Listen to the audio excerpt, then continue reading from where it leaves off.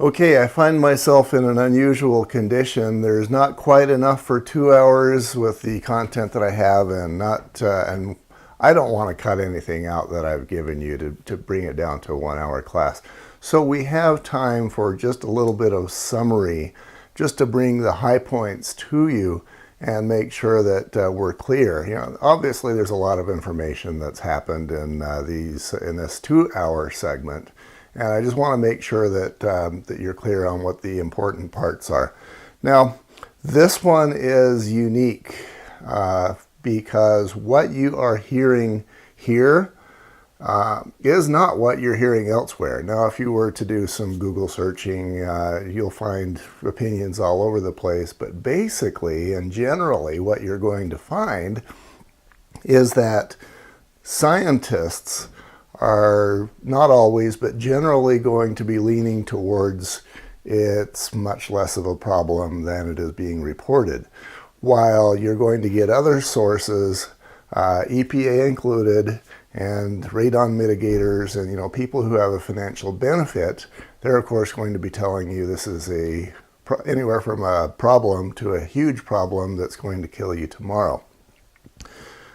As I was doing a little bit more research, it kind of bothers me actually that when I wrote the article on KSL a number of years ago, it was easy for me to find the EPA study that is the source of everything. It all funnels down from what you hear out there in groups and from radon people.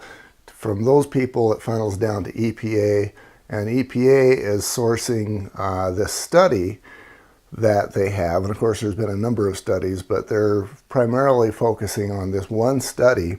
And I was easily able to find and reference that when I wrote my article on radon risk a number of years ago. And I'll give you the link to that too. That's on my webpage.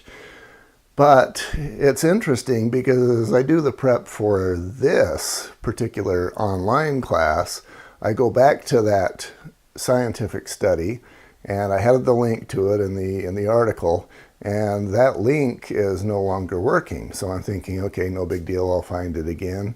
You can't find it again. You can find anything on Google and it takes about 3 seconds. I'm not telling you anything you don't know here, but the world's most ridiculous things, it takes no time at all. But I can't find that scientific study, and as a matter of fact, there are other scientific studies that are referenced, but you can't actually open up those PDFs anymore. They reference them, but you can't actually open them up. The irony there is that the language in those are so science-ease that the average person couldn't read them anyway. You've got to have a PhD to even have a chance.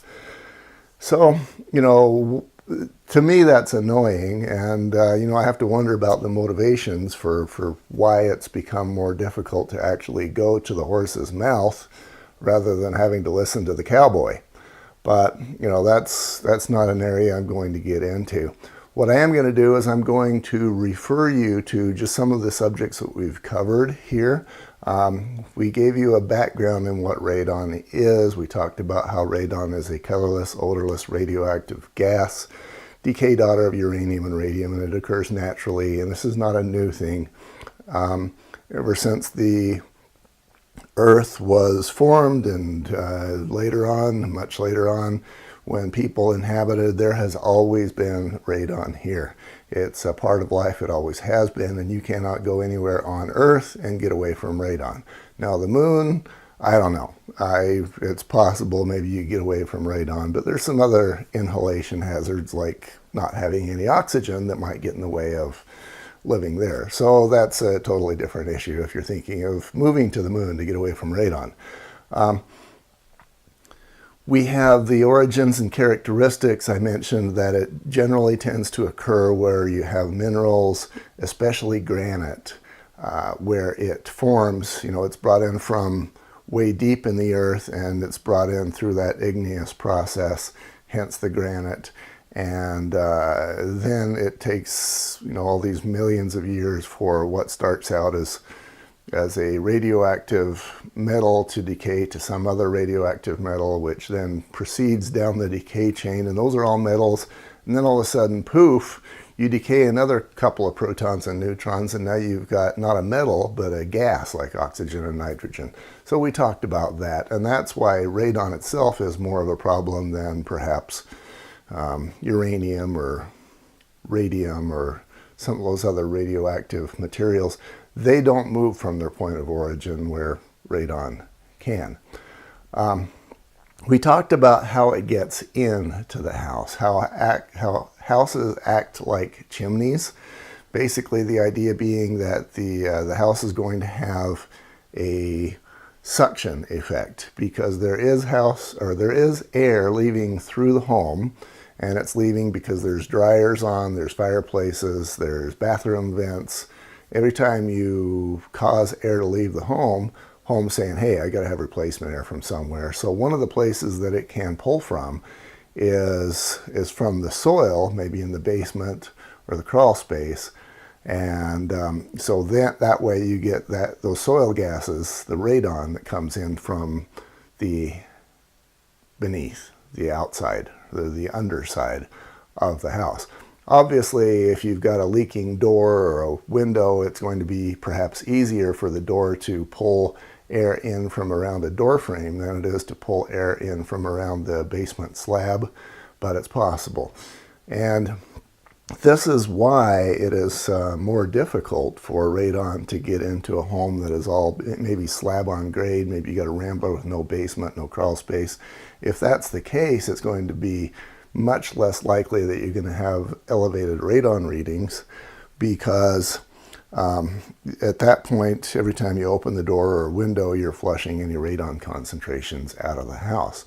By contrast, if you're in a basement, then you have radon because it's heavier than air, it gets trapped, and then you have concentrations build up from what is called background, meaning normal air, or 1 to 2 picocuries per liter, up to about 4, where now EPA is considering that to be unsafe air.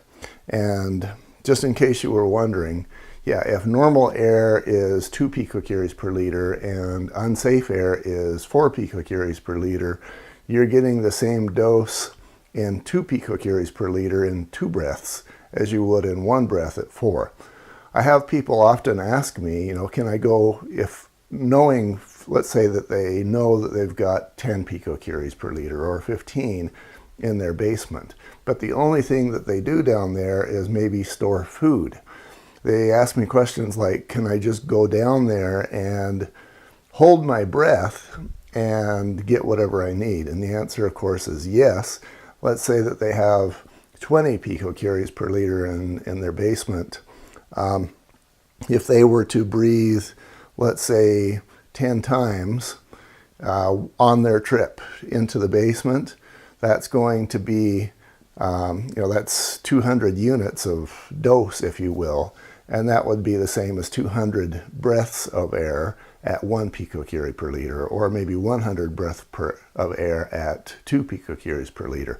Basically, another way to say that is you're going to get the same dose in a heavily contaminated radon basement as if you were upstairs for a couple of minutes. So that's kind of what we're dealing with. If using the math, it would appear that if you're not afraid of being in normal air for 5 minutes, then you probably don't need to be worried about being in radon air for 10 seconds or whatever it takes to go down and get stuff. The same sort of math applies for maybe if you got somebody down there, maybe he's only going to be down there for a few hours per day, maybe he's sleeping down there, maybe it's 8 hours, maybe it's 10 hours, but then he's not going to be down there 24/7 for 72 years. And so if you do the math, you see that the risk level as measured by EPA using the LNT, linear non-threshold technology, and again, that's basically just assuming that if you draw a straight line from a level where they know there to be a contamination level down to 0 and 0 on the graph, And this kind of goes you back to 7th grade math, and I apologize for that, but they're just assuming a straight line risk. So if you start here and you know that's a risk, you go halfway down, you got half the risk. And that's called LNT, linear non-threshold analysis. Scientists have actually shown that has been, among scientists, that LNT theory has been debunked widely. There's actually another theory that's called ANP, activated natural protection. And the concept, and the numbers tend to show this, is that it's not a straight line, it's more of a curve, and that as you get down to what is considered to be normal air, human beings have evolved perhaps to be able to deal with normal levels of radon. Whatever a person might consider to be normal, I might pick, 10 or less, and that the body has adapted so that it just deals with that amount of radon, and it's actually either no risk according to the science, or it's actually healthy for you to have a certain level of radon that you're breathing. Now, does that go completely against everything you've ever heard? Yes. And now the question is, why is this one lone home inspector the only guy that I hear this from? I'm not going to answer that question directly, but I am going to just ask that you consider who is in the business, who benefits financially when you and the rest of the American public and worldwide, who benefits when we as a group believe that it's more of a problem versus less of a problem. By contrast, who benefits not at all, regardless of what the opinion is. And I'm going to suggest to you that you listen more to the people who really don't benefit financially one way or the other, regardless of what you choose to think. To me, that's the scientists. And as I mentioned in some of these podcasts, I used to be one of those scientists, and I talked about some of the conservative assumptions that I was asked to make. Even on top of all those conservative assumptions, it still didn't occur to me at the bottom line that there was substantial risk. But again, as I mentioned during the training, it was not my job as the scientist to conclude what the relative risk was. I just came up with a number, sent that to EPA, and EPA came out and said, okay, here's a number. We conclude that that's unsafe, and we're going to cause that the following things occur to reduce the risks. I read one website where they were called a political organization, not necessarily a science organization, but a political organization. And my thought is, do they stand to benefit more when there is considered to be more of a problem? And I'm not going to touch that. I'm not going to answer that. I'm going to let you decide whether that's the case or not. So I want you to have those sorts of things in your brain. Now, after I wrote the article originally, there was one nasty comment where he said, so you're not, you don't think it's an issue. And I didn't ever actually say that, but, based on what you've heard me say today, you can probably guess what my opinion is. And so he was saying, so you don't recommend that you do radon tests? And my answer was, no, I do recommend that radon tests happen. And the reason for that is, whether or not radon is a problem at whatever level, there is still a perception that there is a problem. And if it's kind of like that game of hot potato with meth homes, for example, whoever owns the home when the perceived problem is found, that person is the one stuck paying the bill. And you don't want your client to be the one stuck with the bill. So, yeah, if you have the right sort of conditions in a home, you definitely want to have the home tested.